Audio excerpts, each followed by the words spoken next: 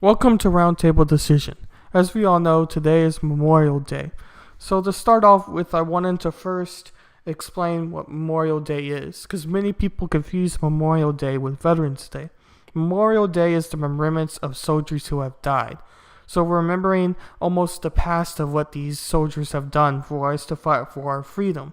It's the honor of those who have died, essentially. Veterans Day is the honor of those who have lived in war, the honors of those who have served, and to recognize them as well. But I first thought I would start with a interesting read I found on Memorial Day.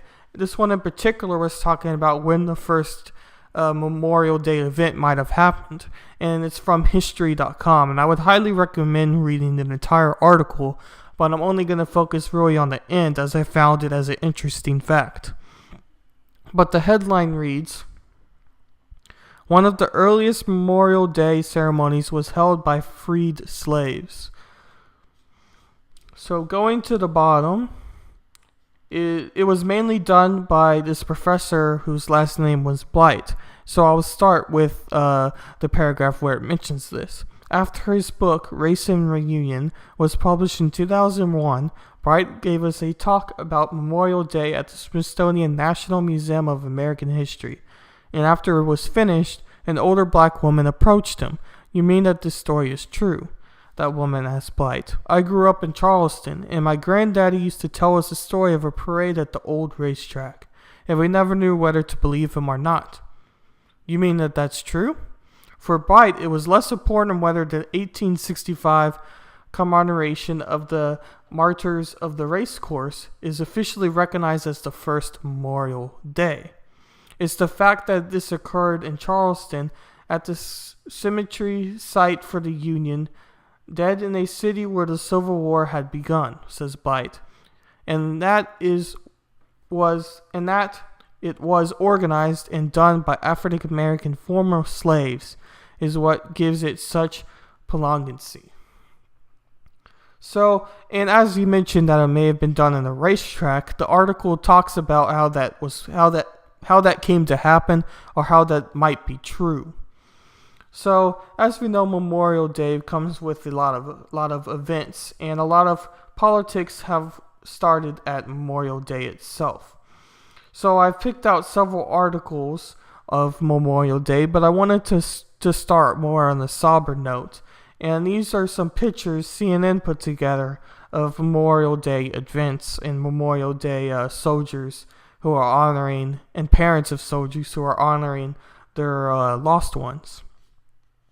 So this first picture here is with Pence, and this is, of course, as it reads at the bottom, at the Arlington National Cemetery, which is a very famous place where soldiers are put to rest. And many of you probably know about this place as it's very historical. And the fact that Mike Pence took part in it is, of course, going to make headlines through his honoring of the sacred reef. Fun fact to that is, I was at the Houston Astros game today, and they also brought out this sacred reef to honor the soldiers.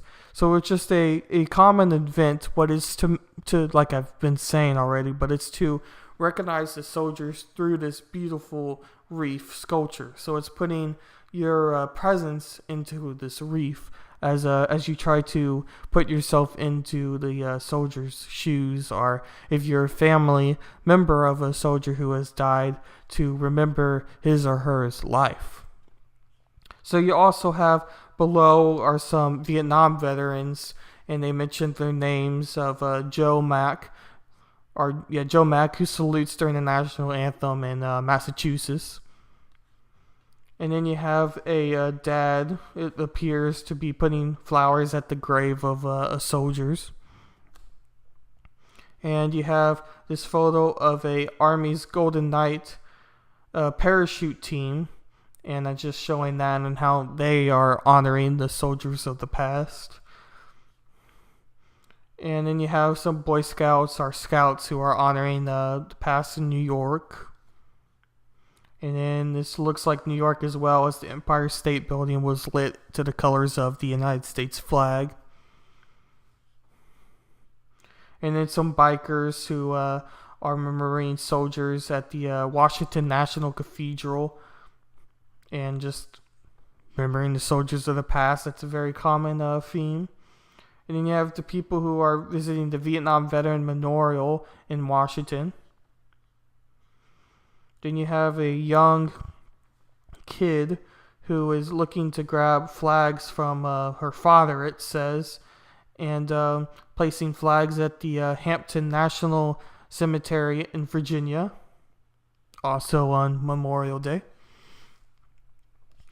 And it goes on for some more pictures of travelers and some fun facts about Memorial Day, as well as a soldier placing a flag at a gravestone in Virginia and holding flags and just different events. And then of course you have the U.S. President and his wife, who are also visiting the Arlington National Cemetery, and they're in a moment of reverence over the graves, holding each other's hands and looking down somberly, remembering the past soldiers' lives.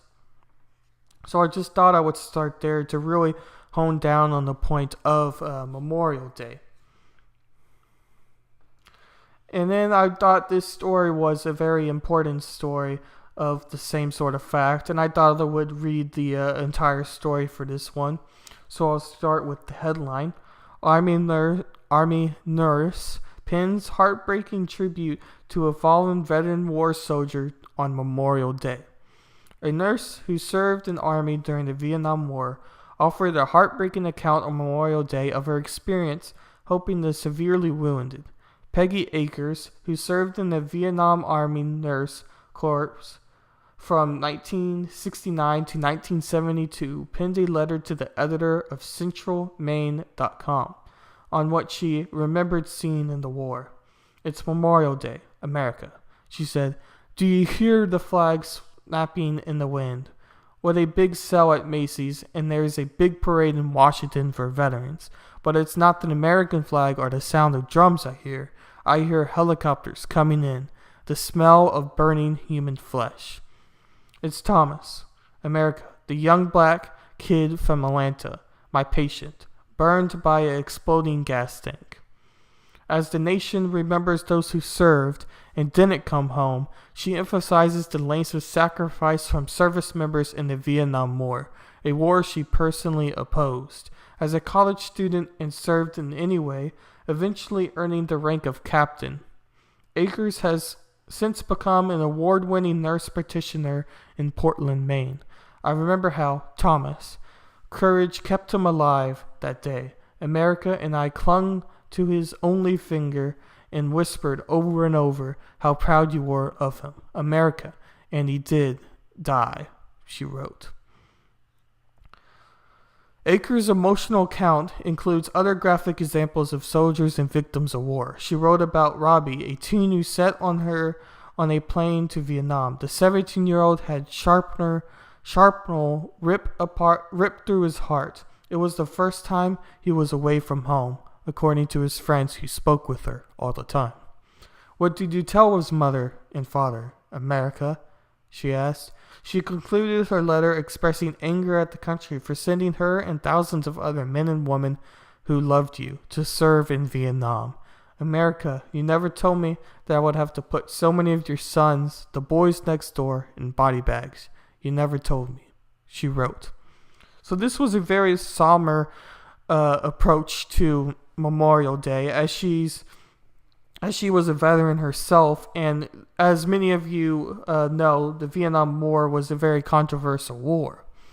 But putting that aside, and I don't really want to get on politics of war, because that's not what Memorial Day is about, and I more want to honor those who have passed, but I thought I would still give a perspective of a veteran herself who was expressing her feelings about war in general, and as a time of remembering those who've died.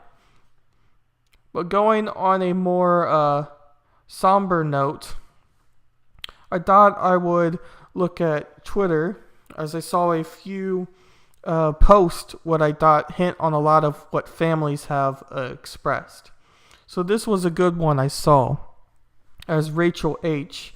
said, my great uncle, my precious grandmother's little brother. He lost his life in a submarine attack along with 87 others. He was 6 days away from his 21st birthday. So you'll see a lot of these on Twitter. In general, just happy Memorial Days are remembering the past soldiers who have died, and accounts like this would say, on this Memorial Day, the ACA team is forever grateful for the family, friends, and service people who gave the ultimate sacrifice for our country. And of course, the hashtag Memorial Day 19 was trending.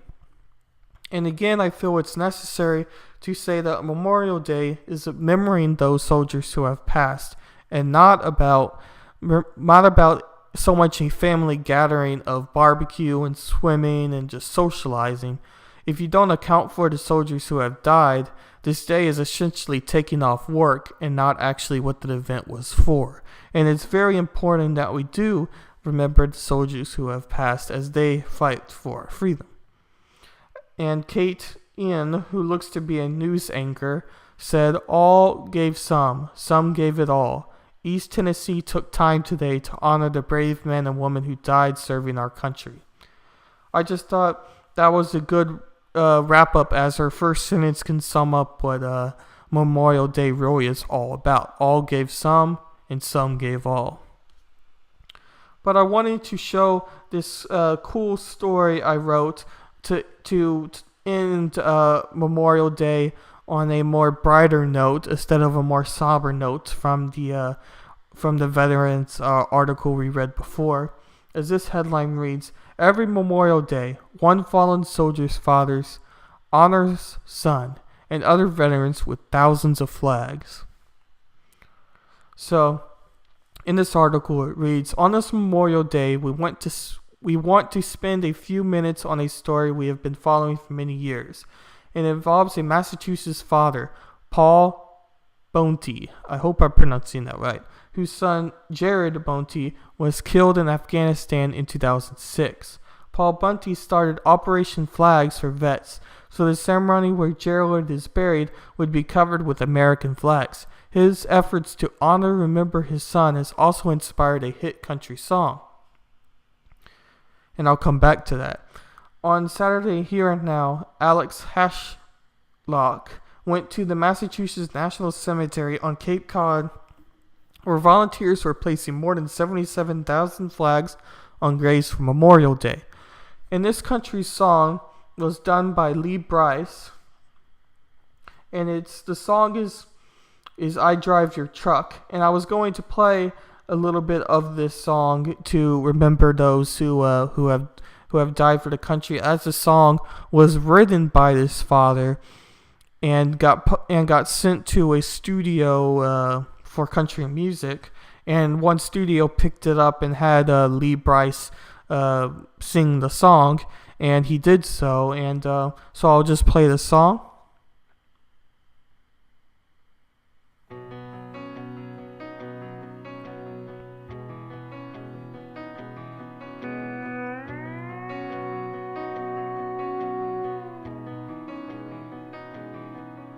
$0.89 in the ashtray, half-empty bottle of Gatorade rolling in the floorboard. That dirty Braves cap on the dash, dog tags hanging from the rear view, old skull can and cowboy boots, and a gold army. Even if you don't like country music itself, you can really hear the sympathy of this song. And scrolling through the most popular comments on Twitter, you can read many of the same stories as the popular comment reads. And the popular comments, the most popular comment reads, My twin brother was in the Army. 2 years ago, he died. He left me his truck. When I miss him, I just sit in the truck and sob. I have a cross necklace that was the last thing he had given me. He was my best friend. This song just makes me cry so much. I never changed that rock station that I hated, but he loved since he passed. I don't know why, I just felt the need to tell my and his story. So many of these comments kind of read the same thing of remembering their brothers or their sons or their daughters who have passed through fighting for our country. And I was going to end it on Dan Crenshaw's tribute to his fallen soldiers. As many of you may know, Dan Crenshaw is a Republican politician out of Houston, Texas, where I am from. And he was a soldier himself. And so he had a lot of things to say about Memorial Day. So I thought I would read this article about that.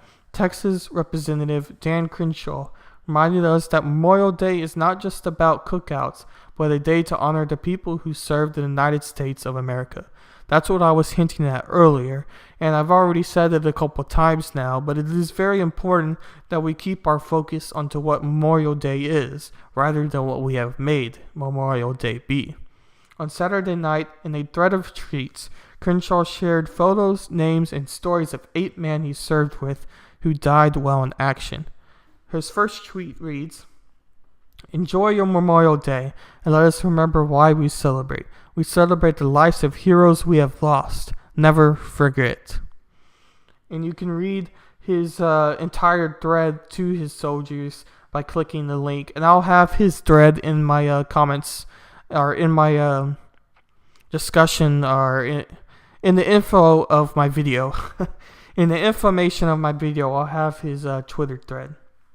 And the video goes on to read, among the fallen in his post are Brandon Leon, Pat Feeks, Dave Larson, Kevin Ebert, Brad Carvner, Tom Fuke, Brett Marvink, and Charles Keenan the fifth, I believe. I'm not very good with Roman numerals, and I'm not very good with pronouncing names, so I hope most of those are right. But he goes on to say, with a heavy heart, Crenshaw describes some of these men as respected, loyal, motivating, and truly loved. I will read Tom Fuchs I will read Dan Crenshaw's input on Tom Fuke. Tom Fuke, my old roommate, dear friend, the gentlest big guy I ever knew. He raised an Argentine horned frog named Lester when we lived together. Loved life, loved Metallica. World would be a better place with him in it. And then in his last tweet, he did a special giveaway thing where he said, fellow veterans, tell us where you served and under what branch. First veteran to name the weapon I'm holding in this picture will get a signed copy of my Washington Examine cover. Happy Memorial Day, all who've served their country, and to the families left behind. Never forget. So that line he's ended several of his Twitter posts of never forget can be summed up in Memorial Day in just 2 words. Never forget. And to go back on to end on a non-relative note, but more of a fun fact event, it did snow in the Grand Canyon on Memorial Day, and I just thought that was a interesting kind of light-hearted fact to end on for Memorial Day, as it's been a time of remorsing. It is good to remember those who've lived also, but remember that Memorial Day is about those who have died. And hope you all had a good Memorial Day, and see you at the next video.